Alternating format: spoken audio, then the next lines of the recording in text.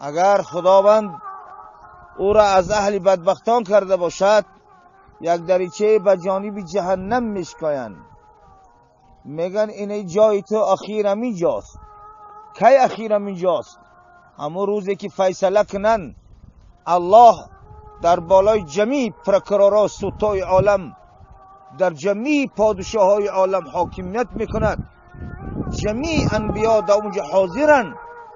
در او روز هر انسان را دیله و کتاب 100 ساله و 50 سالش در گردنش کشال است.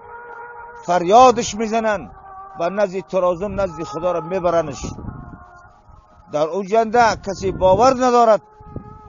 میگویند که همونجا دریچه ای دوزخ برای میگن جای تو اخیر همین جاست بعد حساب و کتاب. برای چی که در دنیا تو اینجا را قبول نداشتی، تو از اینجا نمی ترسیدی، تو باوری دوزخ نداشتی، تو با گناه قبول نداشتی، تو از جنت امید نداشتی، تو دیداری خدا را باور نداشتی. گمان میبردی که همین بیرونش خاک است، همین خاک است. بسیاری تندوری هست که بالاش خاک است، درونش پری علاو. برای همین انسان تو عبرت نگرفتی، عقل تا کار نفرمیدی. برای همین بدان رسول الله گفتن القبر روضة من ریاض الجنه او حفرة من نیرانها. گور یک باغ از باغهای جنت می شود که تا روزی از اینجا خستنه نشان میبیند. او حفرة من نیرانها، یا حفرت چاه از چاههای دوزخ است. یعنی وقتی تر دوزخ نشان میدهند یا تو در چاه دوزخی، در چاه دوزخی.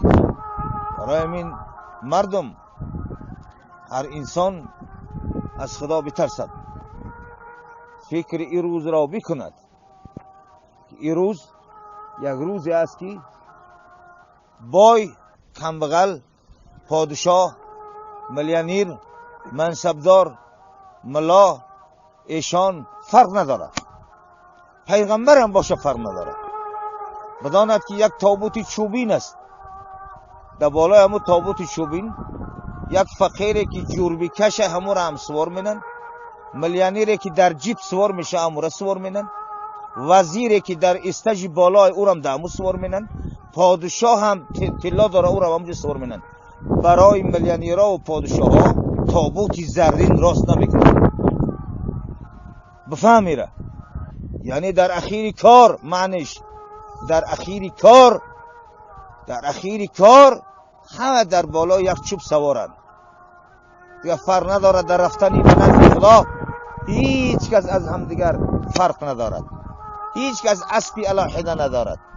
هیچ کس لباسی دیگر ندارد. همه لیکن عملات دیگرند، توشه ها دیگرند. کسی توشه قیامت دارد، خطیش نور خنده کنان می رود.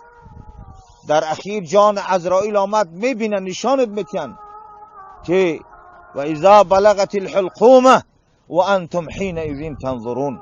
جانت که در حلق آمد، جات همونجا عزرائیل در پرش نشانت میتین، بعد جانت میگیره. بعد میگه انا اینجا میره، حاضر همینجا میبرم. همینجا.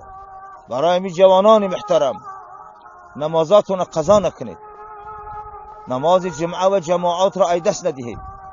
در این عصر فساد، حرامی، غلبه کردگی، دنیای زنا و فحشا، در دنیایی که پناهی در هر کجا جوانا میشینن عرق میخورن، از این کارا پرهیز کنید.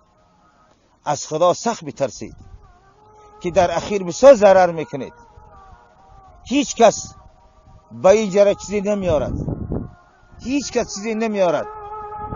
هیچ کس را دیدی در این سرای غرور که مال و فرزند بردست بگور، از مالای جمع کردگی پدرها و بابیای ما و شما چیزی نبردن.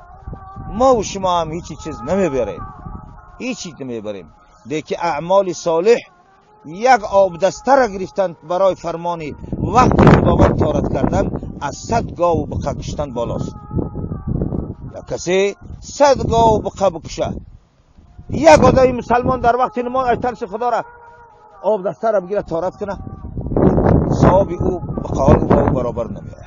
برای فرمان خدا را بر جا آورده. این مردک برای ریای مردم کرده است، برای چشم مردم کرده است. برای همین دعاگو باشیم خداوند ما و شما را عبرتگیر بگرداند. امروز کدام کسانی که مردکن نفس جان در اختیار شو است، فرصت غنیمت ای اشتباه می‌کردن که غنیمت حاضر زنده ای. چیکار میکنی دیگر؟ چیکار میکنی دیگر؟ آرزو و آرمان، آب دیده و حسرت دیگر بکنیم که دیگر با فایده نداره.